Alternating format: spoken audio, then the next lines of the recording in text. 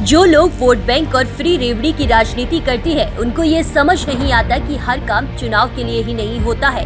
काम जरूरत और बेहतर भविष्य के लिए भी किए जाते हैं। लेकिन विपक्षी पार्टियां मोदी विरोध में इस कदर अंधी है कि हर फैसले को चुनाव की नजर से देखती है। आप खुद समझ जाएंगे इन 4 उदाहरणों से।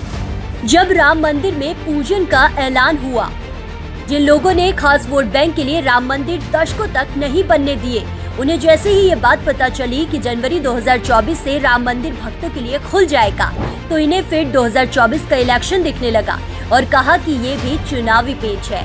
बड़ी आसानी से भूल गए कि ये उनकी नहीं, मोदी सरकार है, जो वैसे भी निर्माण कार्य में बिल्कुल भी देरी नहीं करती है। तो इस पावन काम के लिए क्यों देर करें, वो भी तब जब इसी दिन के लिए सैकड़ों साल इंतजार किया। कार सेवकों ने गोलियां खाई, दशकों तक कोर्ट में लड़ाई लड़ी। ये चुनाव के लिए नहीं, बल्कि करोड़ों राम भक्तों की आस्था का मान रखने के लिए किया है। अमृतकाल के बजट को चुनाव से जोड़ा। जब अमृतकाल का पहला बजट आया तो कांग्रेसी पप्पू ने बजट को मित्रकाल बजट बताया, तो ममता ने गरीब विरोधी। उनके हिसाब से ये बजट सिर्फ उद्योगपतियों के हक में है और 2024 के चुनाव को जीतने का जरिया।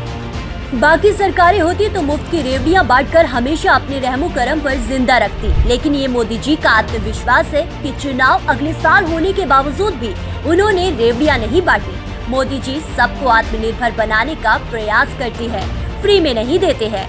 लेकिन बजट के जरिए रोज जरूरत पड़ने वाली चीजों को सस्ता करने का प्रयास किया।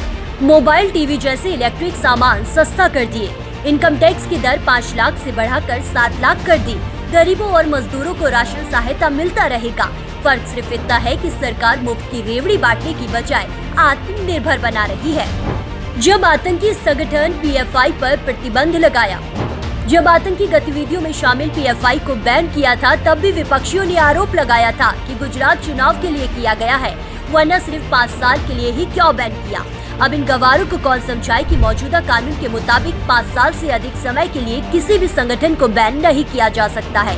रही बात चुनाव की, तो पीएफआई जैसे संगठन अगर 2047 तक देश को धर्मांतरण कर इस्लामिक मुल्क बनाने की बात करेंगे तो कार्रवाई तो होगी ही, चुनाव हो या ना हो। आतंकी गतिविधियों में भी इनका नाम सामने आया था। फिर जीरो टॉलरेंस पॉलिसी वाले मोदी जी कैसे चुप बैठेंगे। पूर्वांचल एक्सप्रेसवे पर भी फैलाया झूठ। यूपी चुनाव से पहले जब मोदी जी का विमान पूर्वांचल एक्सप्रेसवे पर उतरा था, तो इस उपलब्धि को भी चुनाव से जोड़ा गया। जो लोग सिर्फ चुनाव आने पर थोड़ा बहुत दिखते हैं, उन लोगों को ऐसा लगना स्वाभाविक है। वो नहीं समझेंगे कि ये सिर्फ 40 महीने के रिकॉर्ड टाइम में तैयार हुआ था। मोदी सरकार ने पूरे देश में हाईवे और एक्सप्रेसवे का जाल बिछाया है, वो भी इस स्तर का कि फाइटर प्लेन तक आसानी से उतर सकते हैं। यही वक्त की जरूरत है। हर काम चुनाव के लिए नहीं होता है। ये विपक्षियों को ही आता है कि रामचरितमानस पर सवाल उठाना है, जातियों के नाम पर समाज में नफरत फैलाना है, लोगों को लड़ाना है, हिंदू आस्था का अपमान कर तुष्टीकरण की राजनीति चमकाना है।